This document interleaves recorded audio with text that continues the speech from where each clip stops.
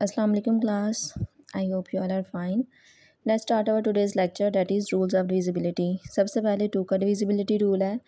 To का divisibility rule ये कहता है कि अगर उन्होंने हमें कोई भी नंबर दिया हुआ है और हमसे पूछ रहे हैं कि बताएं कि वो टू पे डिविजिबल है कि नहीं, तो हमें कैसे पता चलेगा? हम लोगों ने उस नंबर की यूनिट प्लेस को देखना है सिर्फ. ठीक है, यूनिट प्लेस में अगर 0, 2, 4, 6 या 8 में से कोई नंबर आ जाता है तो इसका मतलब है वो नंबर टू पे डिविजिबल होगा, अदरवाइज़ नहीं होगा. जैसे मैंने एग्जाम्पल लिखी है इधर, मैंने खुद से एग्जाम्पल लिखी है टू के लिए, 2, 4, 3, 6, 5. अब इसकी जो यूनिट प्लेस है, यूनिट प्लेस मतलब वंस प्लेस भी जिसे बोलते हैं, ये 1, 10, 100, 1000, 10,000 होता है ना, उसकी जो यूनिट प्लेस है ना, वंस प्लेस भी जिसे बोलते हैं. अगर इधर इस प्लेस पे 0, 2, 4, 6 या 8 में से कोई नंबर आ जाता है तो वो डिविजिबल होगा टू पे, अदरवाइज़ नहीं होगा. जैसे मैंने ये नंबर लिखा है तो इसकी यूनिट प्लेस पे क्या आ गया, 5 आ गया, तो 5 तो फिर नहीं होगा ना डिविजिबल बाय 2.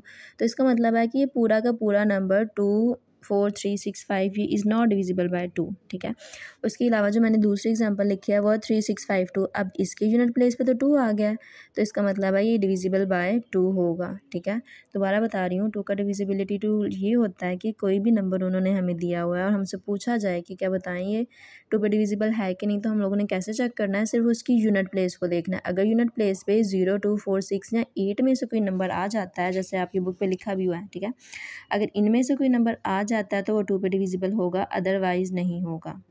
उसके बाद है डिविजिबिलिटी रूल फॉर 3, जो उन्होंने बोला हुआ था, sum of the digits of the number is divisible by 3.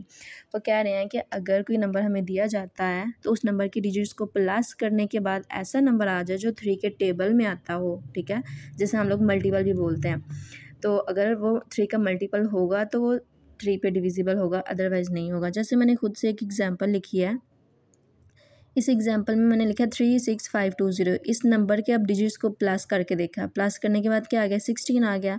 अब 16 तो 3 के टेबल में नहीं आता ना, 16 इज़ नॉट मल्टीपल ऑफ 3. ठीक है, जब 16 3 का मल्टीपल नहीं है, 3 के टेबल में नहीं आ रहा, तो इसका मतलब है ये जो नंबर मैंने लिखा है ना ऊपर 36520, this number is not divisible by 3. ठीक है, हो गया. उसके अलावा मैंने एक और एग्जाम्पल लिखी है, वो मैंने लिखा 2358. अब ये जो 2358 मैंने लिखा है, इसके डिजिट्स को जब मैंने प्लस किया, 2358 को प्लस करने से क्या आ गया, 18 इज़ अ मल्टीपल ऑफ 3. ठीक है, 18 3 के टेबल में आता है ना, तो अगर 18 3 के टेबल में आता है तो इसका मतलब है 2358 जो है वो डिविजिबल बाय 3 होगा. ठीक है, अगर एग्जामिनर ऐसा क्वेश्चन पूछता है तो कि बताएं भला ये नंबर 3 पे डिविजिबल होता है कि नहीं होता, तो आपने कैसे चेक करना होता है? जो भी नंबर दिया होगा उसके डिजिट्स को ऐड करके देख लेना. जैसे ये नंबर, लेट्स सपोज ये नंबर दिया जाता है आपको, तो क्या करना है, इसके डिजिट्स को प्लस किया. ठीक है, 2 को, 3 को, 5 को, 8 को, इन्हें जब प्लस करके देखा कोई ऐसा नंबर आ जाए जो 3 के टेबल में आता हो, तो इट मीन्स कि ये पूरा का पूरा नंबर डिविजिबल बाय 3 होगा. ठीक है, जैसे इधर प्लस करने से 16 आ गया, this is not divisible by 3. इन्हें प्लस करने से क्या आ गया, 18 आ गया, so this number is divisible by 3. उसके बाद है डिविजिबिलिटी रूल फॉर 4 का डिविजिबिलिटी रूल ये कहता है कि कोई भी नंबर हमें दे दिया जाए अगर, तो उसके लास्ट 2 डिजिट्स को डिवाइड करके देखना 4 से. अगर वो पूरे पूरे डिवाइड हो जाते हैं तो इसका मतलब है कि वो नंबर 4 पे डिविजिबल है. ठीक है, जैसे मैंने एक एग्जांपल लिखी है खुद से, 1584. एग्जाम्पल में मैंने भी क्या बोला, लास्ट 2 डिजिट. ठीक है, सिर्फ लास्ट, पूरे को डिवाइड करके नहीं देखना हमने, सिर्फ लास्ट 2 डिजिट्स को डिवाइड करके देखना 4 से. अब इस लास्ट 2 डिजिट्स को 84 बन रहे हैं, इन्हें 4 के साथ जब मैंने डिवाइड किया तो ये पूरा पूरा डिवाइड हो गया. पूरा पूरा डिवाइड होने का मतलब ये है, इसका रिमाइंडर क्या आएगा, 0 आएगा. ठीक है, क्या मैंने किया है, जो उन्होंने, मैंने खुद से जो एग्जाम्पल लिया है उसमें क्या किया, जो लास्ट 2 डिजिट्स है उसे 4 के साथ डिवाइड करके देखा, तो डिवाइड करने से वो पूरा पूरा डिवाइड हो गया. पूरा पूरा डिवाइड करने का मतलब ये है कि उसका रिमाइंडर क्या आएगा, 0. ठीक है, इसका मतलब है 1584 भी डिविजिबल होगा 4 पे.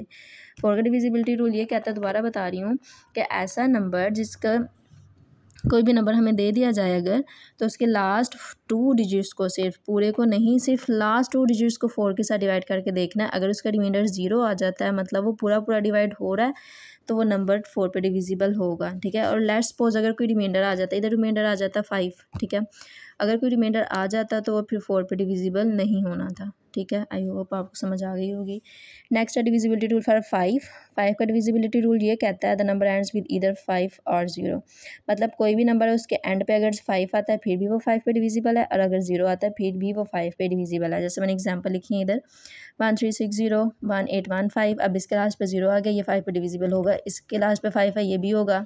इसके लास्ट पे भी 5 है, हम लोगों ने सिर्फ एंड वाला डिजिट देखना है, ठीक है, उससे पीछे वाला नहीं देखना, सिर्फ लास्ट वाला डिजिट देखना है। अगर वो लास्ट वाले डिजिट पे 5 या 0 आ जाता है तो वो 5 पे डिविजिबल होगा, ठीक है, और इसके अलावा कोई नंबर आ जाता है तो 5 पे डिविजिबल नहीं होगा, ठीक है। लेट्स सपोज मैं कहती हूँ 1 5 6 के बाद मैं इधर लिख देती हूँ 2, तो फिर वो 5 पे डिविजिबल नहीं होगा, ठीक है। ओके, नेक्स्ट है द नंबर फॉर 6 का डिविजिबिलिटी रूल ये कहता है कि ऐसा नंबर जो 2 पे डिविजिबल हो and the sum of the digits of the number is a multiple of 3, और वो 3 पे भी डिविजिबल हो, ठीक है। ऐसा नंबर जो 2 पे भी और 3 पे दोनों पे डिविजिबल होगा वो 6 पे भी होगा। जैसे मैंने अभी इधर एग्जांपल दी थी ना, ये मैंने लिखी है 3 के लिए, ठीक है, 2 3 5 पर ये मैंने एक ऐसा नंबर लिखा है जो 3 पे डिविजिबल है। अब अगर मैं देखूँ तो इसकी वंस प्लेस पे यूनिट प्लेस पे 8 आ गया। जब इसकी यूनिट प्लेस पे 8 आ गया तो इसका मतलब है ये नंबर 8 पे भी 2 पे भी डिविजिबल है, ठीक है। हमने यही बोला था ना कि किसी भी नंबर के लास्ट पे 0 2 4 6 या 8 आता है तो वो नंबर 2 पे डिविजिबल होता है।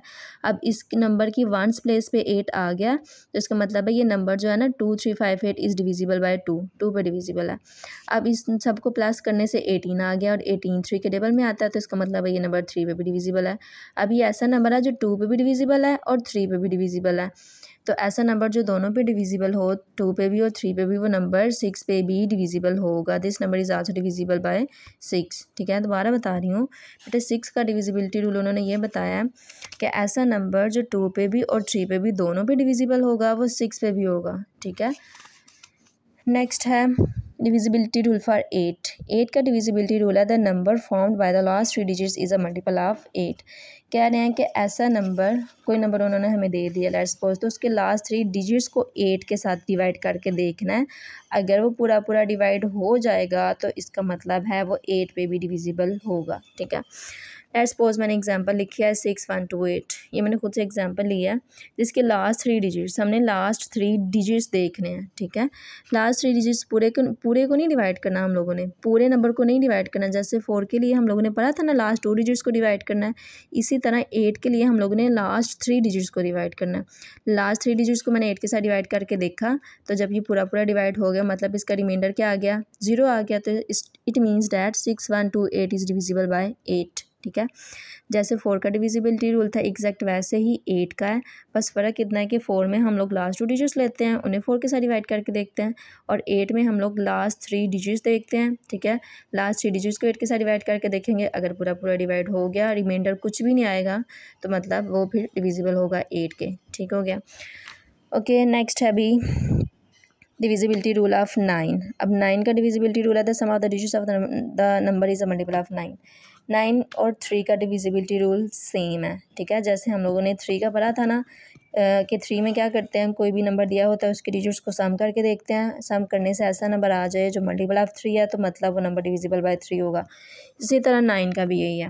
9 में भी हम लोगों ने वही करना है, कोई भी नंबर दिया गया अगर हमें और ये पूछा जा रहा है बताइए नंबर 3 पे डिविजिबल है 9 पे डिविजिबल है कि नहीं, तो क्या करना है, उस नंबर के डिजिट्स को, इनके डिजिट्स को किया मैंने प्लस, 27 आ गया। अब 27 9 के टेबल में आता है ना, तो इट मीन्स कि 27 मल्टीपल ऑफ 9 है, और जो नंबर हमें दिया हुआ है 9 2 3 5 8 इज़ डिविजिबल बाय 9, ठीक है।